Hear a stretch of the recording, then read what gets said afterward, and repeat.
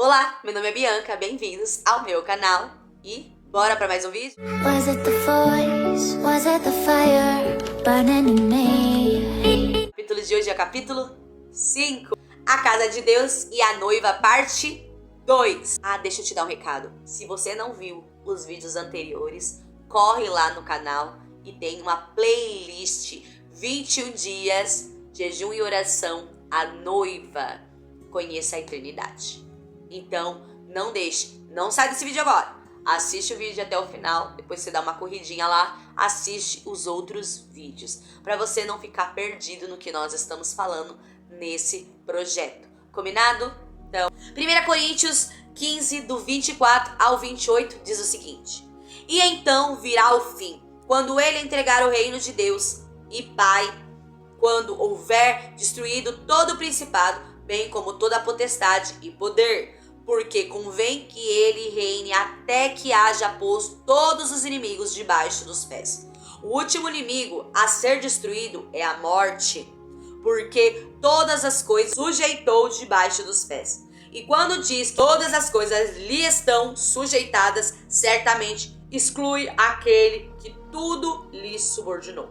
Quando, porém, todas as coisas lhe estiverem sujeitas, então o próprio Filho também se sujeitará àquele que todas as coisas lhe sujeitou, para que Deus seja tudo em todos. Até agora vimos alguns pontos da revelação crescente do Senhor sobre a noiva, a casa de Deus. Ela não é somente um indivíduo, mas uma grande nação. Ela é o lugar da morada divina no meio do seu povo. Ela ocupa o lugar central na vida do povo de Deus, mas tem mais revelação. Deus, ao dizer a Moisés que construísse o tabernáculo após a aliança com o povo de Israel, acrescentou também que quando chegassem a Canaã, ele mesmo escolheria o lugar para colocar a tenda de forma definitiva. Está lá em Deuteronômio 12, do 10 ao 14. Olha, eu estou colocando as referências aqui para você, todos os vídeos. Vai lá, abre a sua Bíblia, leia. Por quê? Porque aqui eu estou falando de um livro, de uma revelação dada para o pastor Wilson. Mas Deus pode te dar uma revelação ainda muito maior quando você lê a palavra, que querendo ou não é o nosso Deus. A palavra é Deus e é o nosso alimento, combinado? Essa escolha veio de Davi por meio de um profeta Gade, aproximadamente 450 anos depois da revelação da casa de Deus a Jacó. 1 Crônicas 21, 18, também está no versículo 28 ao 30 e no capítulo 22, versículo 1. Abre 1 Crônicas e leia esses versículos e capítulos para você entender melhor o que eu estou falando. Mas agora, no tempo de Davi, Deus revela muito mais a Davi sobre a casa do Senhor.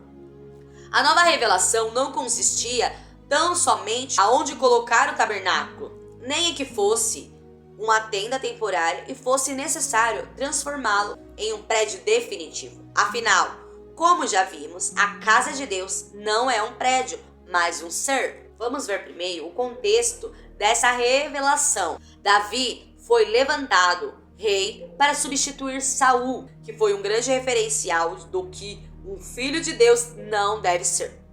Saul, depois de se tornar rei, se desviou do propósito divino. Passou a reinar com os olhos no aqui e agora e não na eternidade. Como um preposto de Deus, o rei, poderia representar o Senhor olhando para o aqui e agora quando Deus é eterno? E aí, exatamente. Por isso, precisou ser substituído por alguém que reinaria abraçado no propósito eterno do Senhor. Davi foi escolhido pelo Senhor, tendo o testemunho do próprio Deus de que ele sim faria toda a sua vontade. Isso está lá em Atos 13, 22.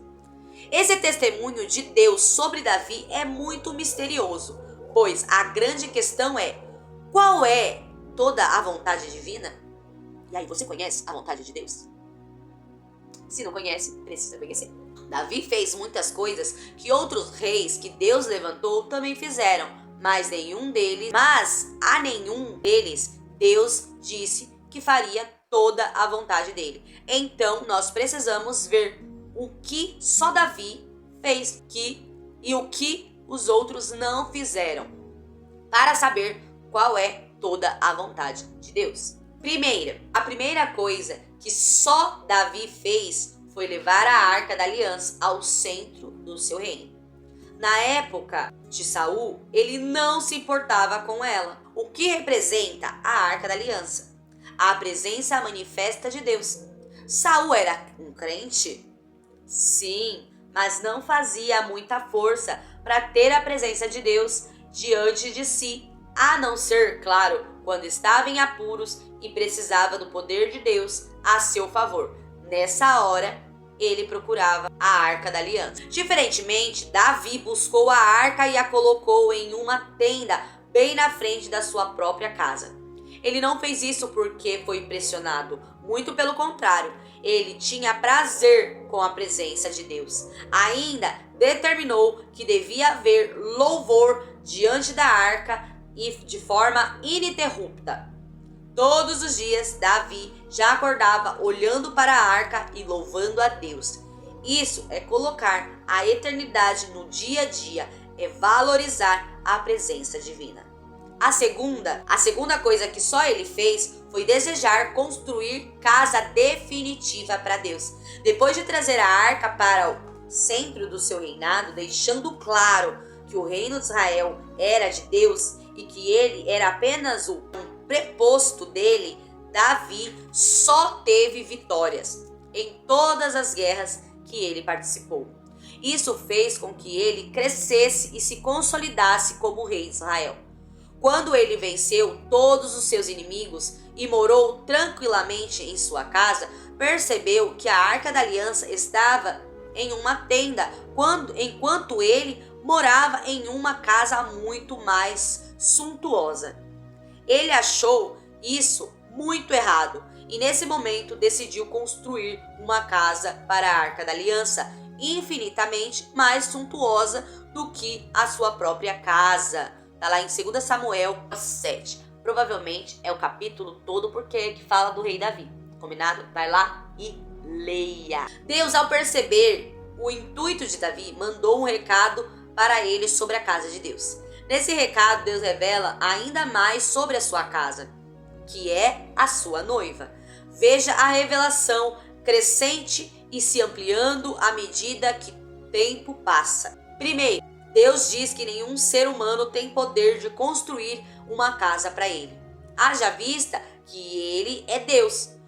Como Deus é divino, a casa também tem que ser divina. E tudo que é divino só pode ser edificado pelo Espírito Santo de Deus e não obra humana. Segundo, Deus diz que sempre morou em tendas e que nunca pediu que fosse construída uma casa definitiva para ele nessa terra. A casa de Deus jamais será no aqui e agora. Jesus diz que o reino dele não é desse mundo e acrescentou que somos forasteiros aqui. Estrangeiros que visitam outro país só estão de passagem, não tem casa definitiva. Por isso, Deus nunca pediu uma casa definitiva neste mundo. Afinal, a casa é para Cristo e sua noiva. Nenhum deles faz parte do mundo. Terceiro, mas por Davi desejar fazer a casa para Deus, seria o próprio Deus quem faria uma casa para Davi. Já imaginou isso? Deus mesmo está construindo uma casa para você? Isso é maravilhoso, né? Quer uma casa feita por Deus? Você quer uma casa feita por Deus? Então deseje fazer casa para Deus e ela virá. Contudo, o que Deus faz é eterno. A casa de Davi aponta para a sua própria eternidade. Em outras palavras, Deus estava dizendo a Davi que edificaria a eternidade dele. Essa é a mesma promessa de Jesus para todo aquele que crê, a vida eterna. O quarto recado é poderosíssimo. Deus diz que Davi não faria casa para ele, mas que o descendente de Davi faria isso. Se o ser humano não tem poder para construir uma casa espiritual, então esse descendente só pode ser Jesus Cristo. Exatamente. Quando Jesus partiu, disse aos seus discípulos que iria preparar um lugar para nós. Isso está lá em João 14, 2, 3. Jesus está construindo a casa em que moraremos com ele para toda a eternidade. Com todo o poder que ele tem e pelo tempo que ele foi, eu fico imaginando que casa gloriosa ele está construindo. Verdade? É verdade. Essa será a casa que cumprirá o propósito eterno de Deus em nossas vidas. No entanto, depois de Deus colocar os pingos nos is, ele permitiu que o filho de Davi construísse a casa de alvenaria para substituir a tenda onde estava a Arca da Aliança, deixando claro que essa casa seria temporária. A Davi coube determinar o lugar da construção definido por Deus, buscar a Deus para obter a planta e juntar os materiais necessários para esta casa, chamada o Templo de Salomão, ou o primeiro templo. Voltando ao assunto, toda a vontade de Deus, essas duas coisas que Davi fez na presença de casa, além das que os outros reis fizeram, define a vontade de Deus. A vontade de Deus é que vivamos na presença dele, cooperando na construção da sua casa eterna. Qualquer outra coisa em que estejamos envolvidos pode até não ser pecaminosa em si, mas não é a vontade de Deus. Deus é eterno e tudo que ele faz é visando a eternidade. Afinal, esse mundo não é dele e muito menos o reino dele faz parte de tudo isso que conhecemos. Então, para o nosso bem, como foi para Davi, vamos abraçar toda a vontade de Deus e ser um vencedor, como Davi foi. Depois dessa revelação, Davi viveu o resto do seu reinado completamente imerso na edificação da casa de Deus. Ele buscou de Deus a planta da casa, juntamente com tudo o que deveria ser feito. E Deus deu a ele a planta. Está lá em 1 Crônicas 28, do 11 ao 19. Com a planta em mãos, ele começou a reunir todos os materiais necessários para a construção do templo. Para você ter ideia do quanto ele preparou para construir, vou te falar quanto ouro ele juntou. Mais de 100 toneladas, 3.000 talentos, que está lá em 1 Crônicas 29, 4. A preço de hoje, isso custaria mais de 77 bilhões de reais. Isso falando só de ouro, sem contar a prata, o bronze, o ferro, as madeiras e muito mais. Fora toda a riqueza que ele preparou enquanto rei, ele pegou todo o ouro e prata particulares que tinha e deu tudo para a construção. Em outras palavras, a herança que ele deixou para os filhos foi a planta e os recursos para a construção da casa de Deus, e não a relação com o seu patrimônio na declaração de imposto de renda. Isso significa que o que tem valor para Davi é a casa de Deus e não as coisas do aqui e agora. Isso é forte. Nem todo mundo teria esse coração que Davi teve. Mas vamos orar e buscar um coração desse, não é verdade? Observando o valor do material que Davi juntou para a construção da casa de Deus, dá para perceber o valor astronômico desse material. Como isso faz parte de toda a vontade de Deus, será que preciso reunir tantas riquezas assim para a casa de Deus? Claro que sim. Então vamos atrás dessa riqueza. É evidente que todo o material que Davi juntou para a construção é um símbolo dos materiais que de fato se constrói a casa de Deus, que Cristo está edificando. Eu te pergunto, o que tem mais valor neste mundo segundo a palavra de Deus? Almas. Uma única alma vale mais do que o mundo inteiro. E de que é feita a Nova Jerusalém? De almas. pedras vivas. Então, juntar riquezas para a construção da casa, para que o filho, no caso, o noivo, faça a casa, é ganhar almas para Cristo. Esse é o verdadeiro material de valor astronômico para a construção eterna da casa de Deus. Assim vamos fazer discípulos de Jesus Cristo, enviando-os para a construção da Nova Jerusalém, de onde Davi tirou toda essa riqueza, o perímetro do reinado dele e das guerras que ele venceu. Isso significa que as almas devem ser ganhas onde eu tenho alguma influência. O meu raio de ação é o meu reino, de onde virão as almas que são os materiais valiosos para a construção. O lugar é a minha volta, seja na família, no meu trabalho, entre meus vizinhos, entre os meus parentes, onde estudo, ou seja, onde estiver ou for enviado. Essa revelação já tem aproximadamente 3.000 anos e ainda hoje muitos estão imersos em projetos que só se sustentam no aqui e no agora. O apóstolo Paulo diz que devemos andar segundo as revelações que Deus já nos deu.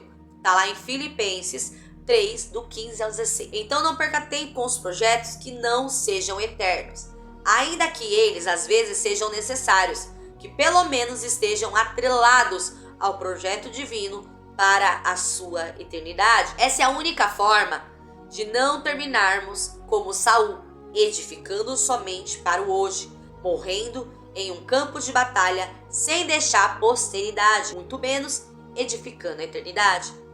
Muitos olham para Salomão, torcendo o nariz por ele ter terminado a sua vida pouco fiel a Deus. Outros querem toda a sabedoria e toda a riqueza que ele teve. No entanto, o que Salomão fez de extraordinário foi justamente construir uma casa para Deus.